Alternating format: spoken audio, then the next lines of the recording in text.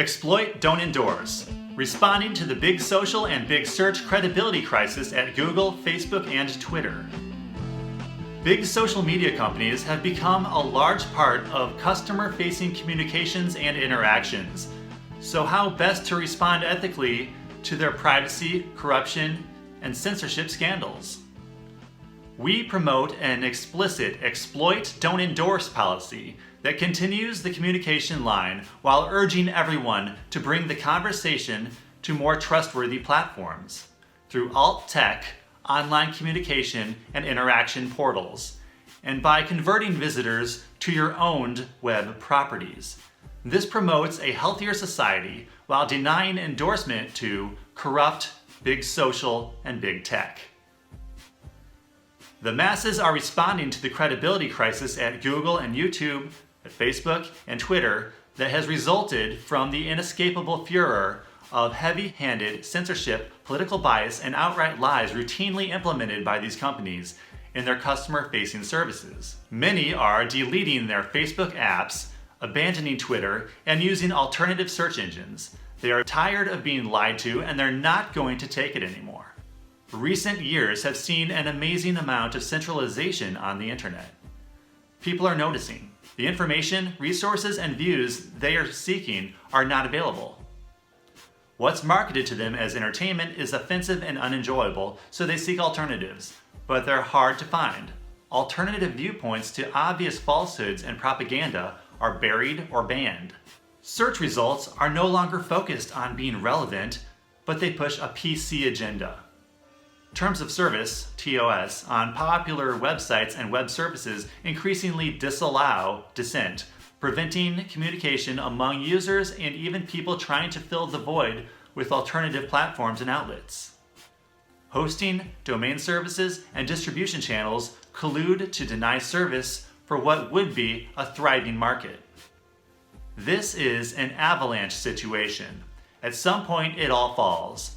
The colluding media companies have to react to their credibility crisis. It's fake news, fake search, fake social, and fake education. It's a fake media infrastructure that's colluding with and pushing dramatic, fake politics built on manufactured outrage and propagandistic headlines designed to promote controllable herd behavior. Multimedia content consumption is often compared to experiencing a dream. These dreams are manufactured. Some tune in and buy in. Others react differently, tuning it out and thinking for themselves and communicating among each other. Pay no attention to the man behind the curtain. Monopolizing the market of ideas couldn't be expected to go over well. Denying it or saying it's for their own good won't work for long. It denies the human spirit, which ultimately won't be contained. We are taught to emulate and sync with machines, but the absurdity becomes gratingly apparent. People want options. Fake consensus is a central tool in their conspiracy. When you have an interconnected social world such as we have with the internet and mobile devices, maintaining such fake consensus requires that the lies get bigger and bigger, making them harder not to notice. Opposition grows and must be dismissed, ignored, or demonized through larger lies. At this point, almost anything you see coming out of the colluding fake media infrastructure is spitting in your face.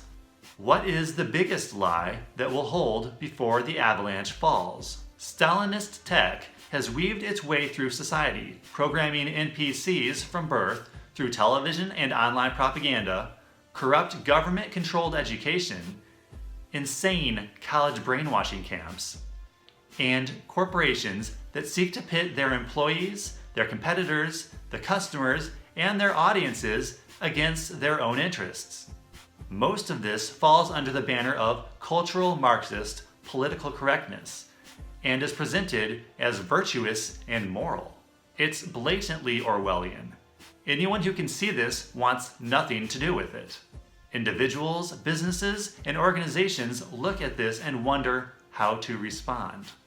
Boycotts seem like the moral response, but they are hard to keep up, and these big tech companies still make up a large percentage of the market. They're told that they must have an engaging presence on social media, and to many that means Facebook and Twitter. They need to be findable on the internet to be competitive, so utilizing search engine optimization, SEO, is of great importance. But when 75% of web behavior begins with Google, what can you do to avoid feeding the beast? The attitude of a boycott can be retained while implementing an exploit, don't endorse approach. You can go where your target customers or audience currently are, but you want to convert them to your platform and have their loyalty on your terms. Don't make your audience and community loyalty dependent upon these platforms. Diversify your online presence far beyond Google, Facebook, and Twitter. Utilize emerging platforms that compete with them and grow through engagement in niche areas that are not built on their rented land. The market will go elsewhere as these companies increasingly fall out of favor. You may go as far as explicitly stating that your use of a platform like Facebook, Twitter, or even Google is not an endorsement, and that you are opposed to the corruption and social irresponsibility they and colluding media and business institutions exhibit. While many of those organizations try to frame their actions in moral terms, taking a stance against them signals true virtue that will resonate with capable-minded individuals and audiences. This is the ethical, moral, and patriotic response. Do your part in the re-decentralization of the internet and media communications.